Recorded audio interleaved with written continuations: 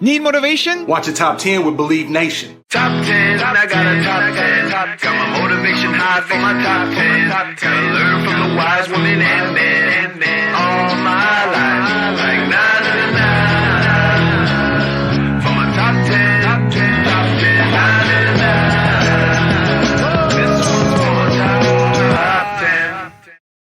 Hey, it's Evan Carmichael, and I make these videos because chances are you are the most ambitious person in your circle, but you know you're capable of more. And you get that push by surrounding yourself with the best. So today, let's learn from one of the best, Dr. Joe Dispenza, and my take on his top 10 rules for success.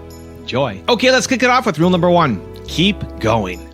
Overcoming the old self allows us to become somebody else. And there is that period of transition. I call it the void where there's just not a lot happening.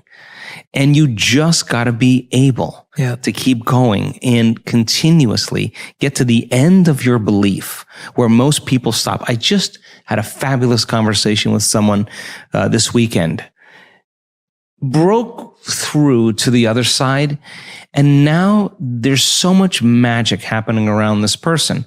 But she's worthy now to receive it. And that is the key, because the universe only gives us what we think we're worthy of receiving. So we got to become initiated into this and understand it. Thousands of years of programming that says that we have to change things matter to matter, you know, in three-dimensional reality. And it will take time, but to begin to connect to that resource called the quantum field and create from the field instead of from matter, there's a lot of unlearning that has to go on. Rule number 2, go from thinking to doing. I think this is a time in history where it's not enough to know. This is a time in history to know how.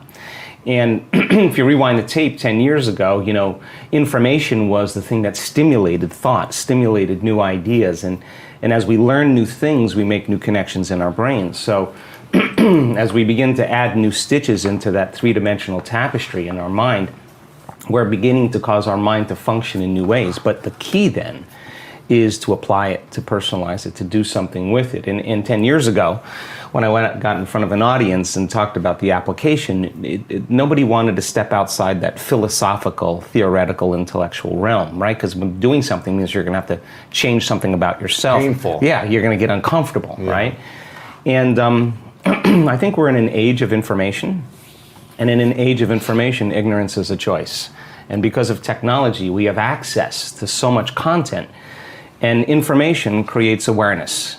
And awareness is consciousness. And you can't have consciousness without energy. They work together. So there's an energetic change, I think, that's taking place in the world right now, where people are so informed that old models, old paradigms are beginning to break down, whether it's the medical model or the religious model, the educational model, journalism, the economy, politics. It's all beginning to come to the surface because something else has to come out. And I think that one of the things that people are realizing is that you don't have to be a Buddhist monk to do this, or a nun with 40 years of devotion.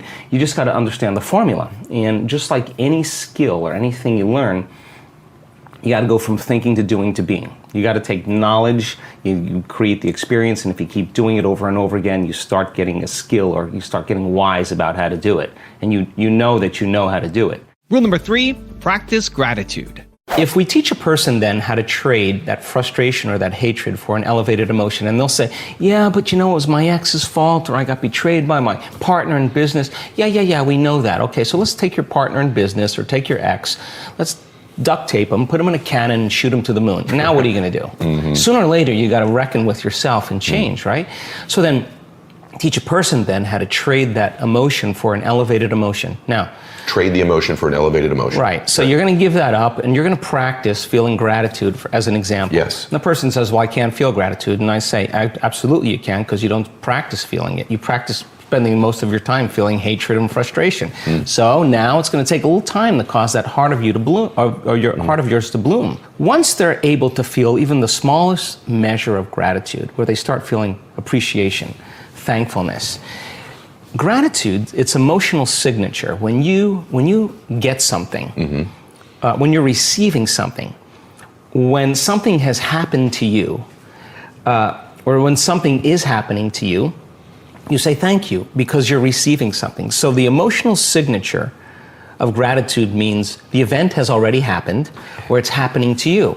So the moment you open your heart and you feel gratitude, well, that emotion then is telling the body that the experience has already occurred. And the thought then can make it into the body because it's consistent with the thought. So now you're beginning to program the autonomic nervous system into a very specific destiny. You got to maintain that modified state of mind and body your entire day, independent of the conditions in your outer environment, independent of your body's cravings of those emotions and habituations, and independent from time. And if you can, get ready. Because something weird or unusual, some synchronicity, some coincidence, some opportunity is going to land in your lap. And you didn't have to go and get it. Yes. It came to you. Now you're the vortex of creation. So if you say to me, well, I was feeling gratitude, but then there was traffic, or my coworker sent me a nasty email, then I would say, oh my God, you mean you're allowing your environment, your outer environment, to control how you feel and think? You're back to the unconscious program that you're the victim to your life. You got it. But when you start producing those outcomes in your life, you're going to pay attention to what you did inside of you, and you're going to believe more that you're the creator of your life and less of the victim of your life. Rule number 4, embrace the future. I think we've been hypnotized and conditioned into becoming materialists.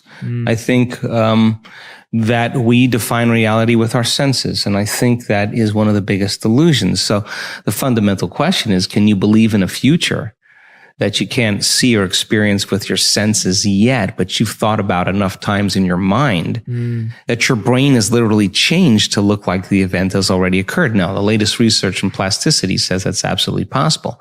And can you select a new possibility in the quantum field and begin to emotionally embrace that future every single day to such a degree that your body, as the unconscious mind, the objective mind, does not know the difference between the experience in your life that's creating the emotion and the emotion that you're fabricating by thought alone, to the degree that you begin to signal new genes and new ways to change your body to look like the experience has already happened. Now, the latest research in epigenetics says it's absolutely possible. Now, think about this.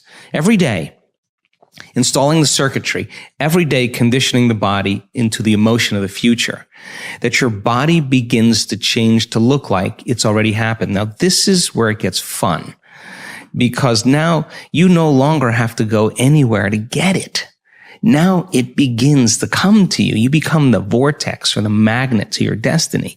So then people who come out of their meditation and they say, well, I just focused on my wealth. Why isn't it there? Well, you're not that good. If you're asking why isn't it there, you're back to the old person again. Stay in that state for an extended period of time as an experiment, as the scientist in your life, to keep your energy connected to the dream of your future. And then see what kind of effects begin to take place without moving into impatience, without moving into frustration, without starting to analyze why it hasn't happened or when. That is the trap of defining reality with your senses. So you have the thought of your future and you don't see it, then you experience separation. But people who are practicing this work, they have the thought of their future and they feel the emotion of their future. They're still connected to it, right? So that takes practice.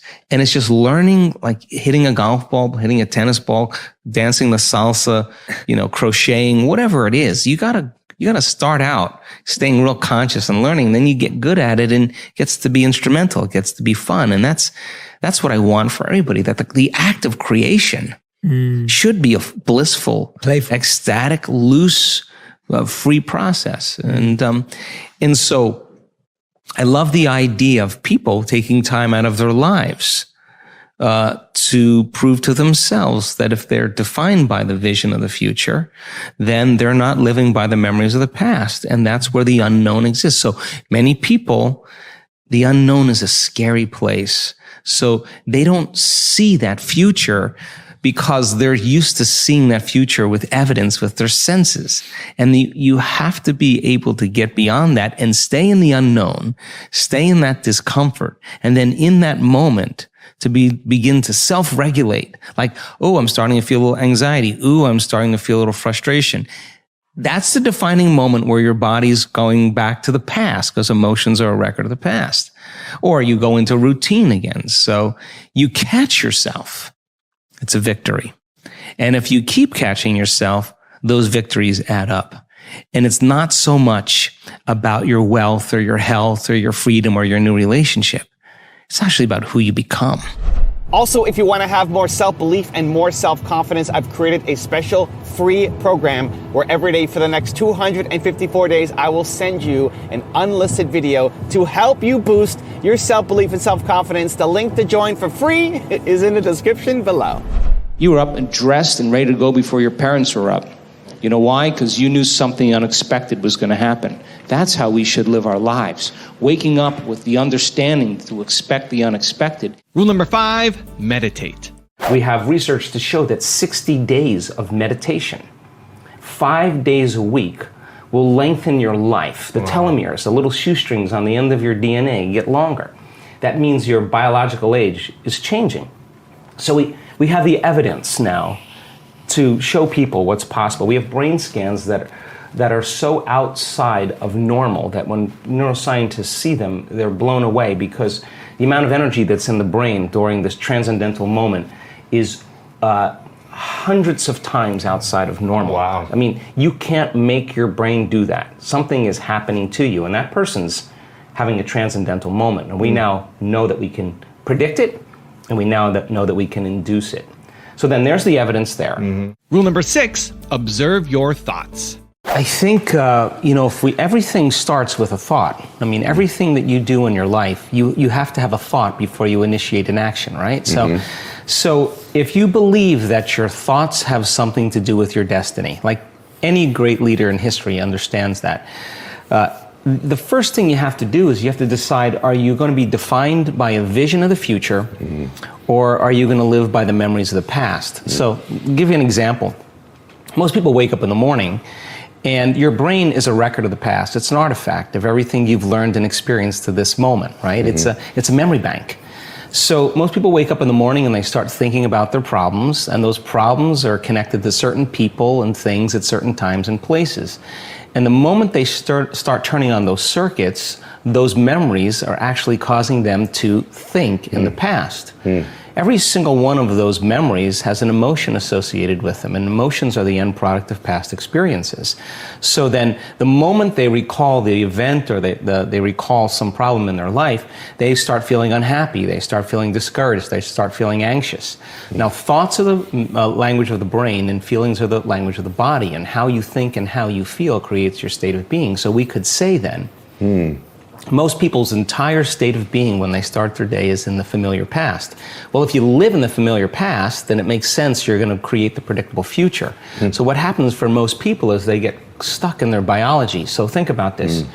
Your body is your unconscious mind. It doesn't know the difference between an experience in your life that creates an emotion and an emotion that you can create by thought alone. So if you're living by the same emotion every single day, and those emotions are influencing your thoughts, and you can't think greater than how you feel, or feelings have become the means of thinking, you're thinking in the past. Your lens of the future is going to be colored by the past, so you can't see possibilities. So most people like to wait for crisis or disease or diagnosis before they wake up enough to see. Well, the challenge is that biology tends to be redundant. So if you keep thinking the same thoughts, and those thoughts begin to fire certain circuits in your brain, the nerve cells that wire together, so all of a sudden you start getting hardwired, and those are the thoughts that you can think the easiest. At the same time, those thoughts produce chemicals called emotions, and the next thing you know, your body gets accustomed to living by the same emotions, and it could be guilt, it could be unhappiness, it could be pain, but at least it's familiar to you, at least you can predict it. So some people would rather cling to the familiar than take a chance in possibilities. So for most people then, they say, well, I don't really see how my thoughts have anything to do with my destiny. Well, that's because 95% of those thoughts are subconscious programs, right? So you're not even conscious that you think those thoughts. So the first step to change is starting to think about what you've been thinking about and change it. And then when you begin to observe those thoughts, you're no longer the program. You're the consciousness observing Just the program. simply by being an observer of your thoughts. Right. So most people, though, when you do that, when you decide to really take a look, it's like lighting a match in a dark place. So you feel uncomfortable. So it's easier to turn on your TV. It's easier to play with your cell phone, to distract yourself from those feelings. Well, when you understand that change really requires becoming uncomfortable to a certain degree, and that's normal, that you're leaving the known and you're stepping into the unknown, then it begs the question, what thoughts do you want to fire and wire in your brain? Because your attention on those thoughts begins to reorganize circuitry, remold the brain. Rule number 7, self-regulate. So then when you're feeling gratitude and your heart is open, you're broadcasting energy into the field. Now, frequency. A frequency. You lay the intent of the thought of your health or your wealth. That frequency can carry the thought of your wealth. It can carry the thought of your health. If you're suffering, suffering does not carry, that energy does not carry the thought of your wealth. It carries a different set of thoughts. So then we're teaching people how to self-regulate, because if you're going to believe in that future that you're imagining with all of your heart, it better be open and activated. Right. And you better know how to self-regulate. And you have to know the moment you disconnect from the energy of your future because of some circumstance in your life and you lose that feeling, if you're practicing it on a daily basis with your eyes closed, then the next level is to be able to open your eyes and do it right in the moment and be able to self-regulate and change the frustration from some experience in your life back to the energy of your future. Now, that requires great awareness and great effort. But if you have a community of people that are practicing this on a daily basis and they're connected to their future because that's where their mind is, they begin to want the future more than the emotions of the past. So we've done enough measurements now, Louis, to know that we can teach people how to do that, and we have evidence that people can sustain it for 45 minutes to an hour. It's a skill now. They know that they know how to do it. So now they have brain coherence and heart coherence. Well, once the heart begins to become orderly and coherent, it acts as an amplifier and it drives energy to the brain. So now the brain is getting more energy once the heart is open, and then you're thinking a different set of thoughts. And those thoughts produce different chemicals for you to feel more of that. And here comes nitric oxide from oxytocin, and then all of a sudden your heart literally starts to swell. It literally begins to open up, and there's more energy going there, and now you're coming from a different level of mind. Rule number 8, mentally rehearse. You have to really begin to mentally rehearse. Like, so you ask yourself at the end of your day, I do this every day. How'd I do? How'd I do today, bro? How'd you do? Did you do good? Where'd you fall from grace? What was it that caused you to go unconscious for the rest of the day? Like, what was that moment? Now, if you're a student of life, you'll begin to contemplate, well, it was that person that said that thing, then I reacted, or I got this email, or things didn't go my way, and I started feeling angry or frustrated or fearful. The next time that happens, how could I evolve my experience? Now, you may have to search for some answers of the best model to build, or you may actually have a long contemplation and start to go, God, the next time that happens, I think I'm going to do this, or I'm going to do that, or I'm going to plan my behaviors. And the act of closing your eyes and rehearsing what you're going to do begins to install the neurological hardware in your brain to look like you already did it. Now the brain is no longer a record of the past. Now it's a map to the future. And if you keep installing that hardware, the hardware will become a software program, which means you'll just start acting like a happy person. Why? There's no magic there. You installed the circuitry. So that's more important than the news. Right. It's more important than answering any email or any text. It's more important than talking about your past or some dinner. If you can begin to just think about how you're going to do it differently, that's the building process neurologically already. So now you have to get conscious in order to do that. And it takes some time. That means you got to shut your cell phone off. You got to close your door. You got to take a break from everything out there and begin to practice. And so by experience then, you start noticing, oh, here it comes the frustration, or here comes the fear. And now we've given people the tools to be able to self-regulate, to create brain and heart coherence. And so you see people say, excuse me 1 minute, I just need a minute. They take some breaths, they get back in, they connect to the energy of their future. This is incidental compared to where they're going. So they don't fall from grace. They don't allow their energy to drop. And so, in the beginning, it takes a lot, because it takes a lot of energy and awareness to stay conscious and not go unconscious. But if you're persistent and you're determined and you're sincere, you begin to figure it out. You begin to say, I am not going to give my power away to that person or that circumstance when I can use it to heal or to create a new future. And so people then won't excuse themselves and say, I had a hard day yesterday, I had a fight with my coworker or my ex, and I don't feel like doing the work. Well, that's the time to get back on the horse. Yeah. Because it's all of those times that we self-correct. Those are the most valuable moments to us. People who've had profoundly transcendental experiences where we say got lit up, they connected, and their brain goes into very, very high coherent states and super gamma patterns that are way outside of normal. And they have a transcendental download or connection that's mystical. They look back at their entire life. They don't want to change one thing in their past because it got them to that moment. That's the moment the past no longer exists. Now, by the same means, they look back at their past and they see all those tough moments where they overcame themselves and they fall in love with that person. They don't look at the good meditations or the things that went well. They know that it was those moments that got them to this moment. And I think then that's when they begin to understand that all of the hard work, all the effort in who we become makes, no one can take that away from us. So then once we arrive at that level and we experience whatever the dream is or whatever we create, then the next thing is do it until you fully enjoy it. And then when it gets boring or predictable, let's go again. Let's do something else. Rule number 9, open your heart. Our research shows that when you get a community of people together, and they begin to open their hearts and they have the intent for the greatest good for people that they know or people that they can focus on, that our research shows that you can actually affect another person's autonomic nervous system when you move into heart coherence in a very non-local way. Well, what's the significance of that? Well, we have an amazing community. And our community is connected by these elevated emotions. Those other emotions of survival create separation. But we work to open our hearts and to feel connected.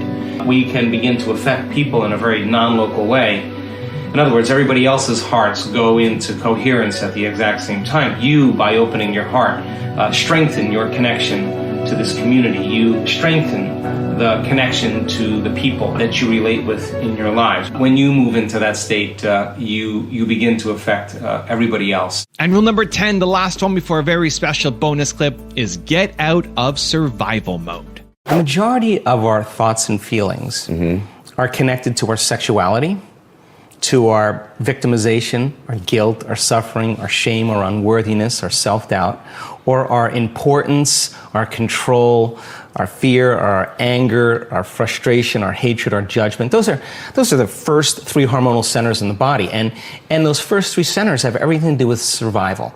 And those centers are energy consumers.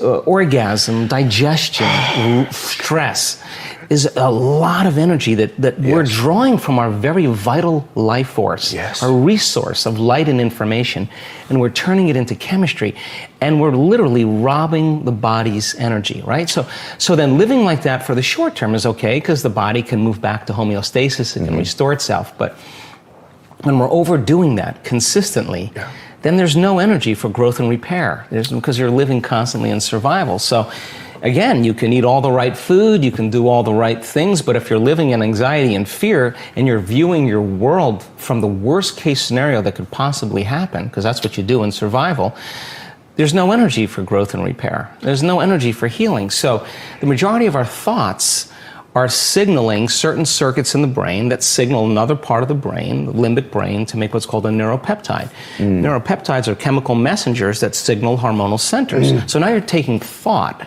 and you're storing it as energy in these energy centers. And if you're living in survival, why would you open your heart? I mean, it's just not a time to open your heart.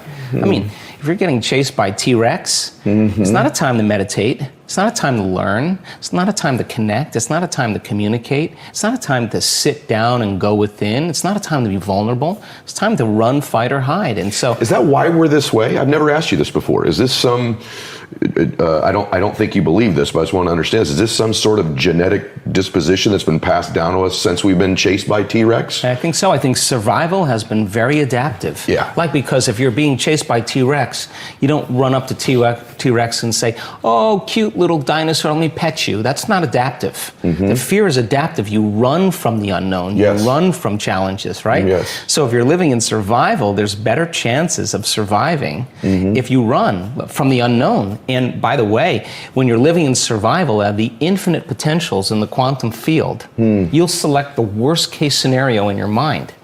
And you'll begin to emotionally prepare yourself for the worst case scenario, because you have better chances of surviving. There you go. If you prepare for the worst, right? There you so go. people spend their whole life thinking about the worst thing and emotionally embracing it. Well, you take a thought and emotion, or an image and an emotion, you're branding or conditioning your body into what? Anxiety, into fear. So then you keep doing that over and over again, the body becomes the mind of fear. And whether you think you can control it or not, you're going to have a panic attack. And the panic attack is the body saying, you've conditioned me this way. Try as you may with your conscious mind to control it.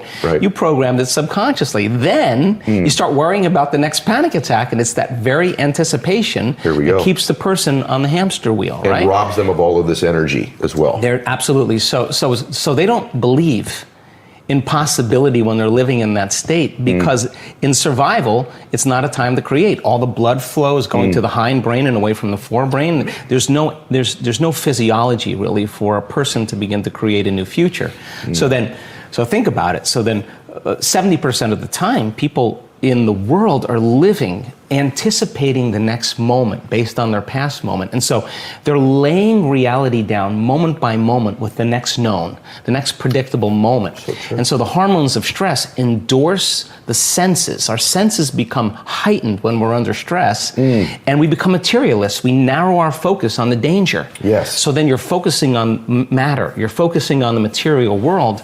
And when you do that, you put all your attention, the arousal of the stress hormones puts all your attention on your body. If you're being chased by T-Rex, you better be paying attention to your body.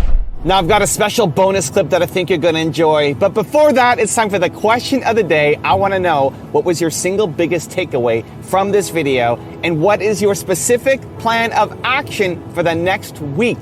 When you just watch a video and get motivated by it, you have a 35% chance of following through. But when you get motivated and then create a specific plan of action, you have a 91% chance of following through. That's what we do here, Believe Nation. We get motivated, but then we do something about it. And when you commit to other people, you increase your chances even further of following through. So, what was your biggest takeaway from this video? And then what is your plan of action around it for this week? Put it down in the comments below, because I want to celebrate you. If you believe that your thoughts have something to do with your destiny, that your thoughts create your life, let's examine the thoughts that you think. Now, you think 60 to 70,000 thoughts in one day. Out of those 60 to 70,000 thoughts that you think in one day, 90% of those thoughts are the same thoughts as the day before. So the same thoughts will always lead to the same choices. The same choices will always lead to the same behaviors. The same behaviors will always create the same experiences, and the same experiences always produce the same emotions. And those same emotions then drive our very same thoughts. And our biology, our neurocircuitry, our neurochemistry, our neurohormones, and even our genetic expression stays exactly equal to how you think, how you act, and how you feel. Now, how you think, how you act, and how you feel is called your personality. And your personality creates your personal reality. That's it. So then if you believe just the slightest bit in this idea, that your personality creates your personal reality, and you wanted to change your personal reality, that means you'd have to begin to change your personality by thinking about what you've been thinking about and change it. To begin to become conscious of your unconscious habits and behaviors and modify them. And then look at the emotions that keep you connected to past experiences and decide if those emotions belong in your future. You see, most people try to create a new personal reality as the same personality, and it doesn't work. We literally have to become someone else. So reason this with me. A habit is a redundant set of automatic, unconscious thoughts, behaviors, and emotions that's acquired through frequent repetition. A habit is when you've done something so many times that your body knows how to do it as well as your mind. So if you're thinking the same thoughts 90% of the time as the day before, you're demonstrating the same behaviors 90% of the time, and you're embracing the same emotions as the day before 90% of the time, over time, you begin to fire the same circuits in your brain in the same sequences, in the same patterns, in the same combinations. Now, there's a principle in neuroscience that says that nerve cells that fire together wire together. So as you think the same thoughts that lead to the same choices, that of course produce the same behaviors that lead to the same experiences, that ultimately produce the same emotions, that in time you begin to hardwire your brain into the same finite pattern. Now that box in your brain, there's no literal box in your brain, but that finite signature ultimately becomes your identity. So then most people, by the time they're 35 years old, become a set of memorized behaviors, emotional reactions, unconscious attitudes, beliefs, and perceptions that function like a subconscious computer program. 95% of who you are by the time you're 35 years old is a memorized state of being in which you've done something so many times that your body now is doing it better than your brain. Every time you learn something new, you add a new stitch to the three-dimensional tapestry of your gray matter. And if you begin to think about what you learned, you're causing your brain to fire in new sequences and new patterns and new combinations. And whenever you make your brain work differently, you're changing your mind, because mind is the brain in action. So we could say then that new thoughts should lead to new choices, and new choices should lead to new behaviors, and new behaviors should create new experiences, and new experiences then should create new emotions, and those new emotions should inspire new thoughts, and that's called evolution.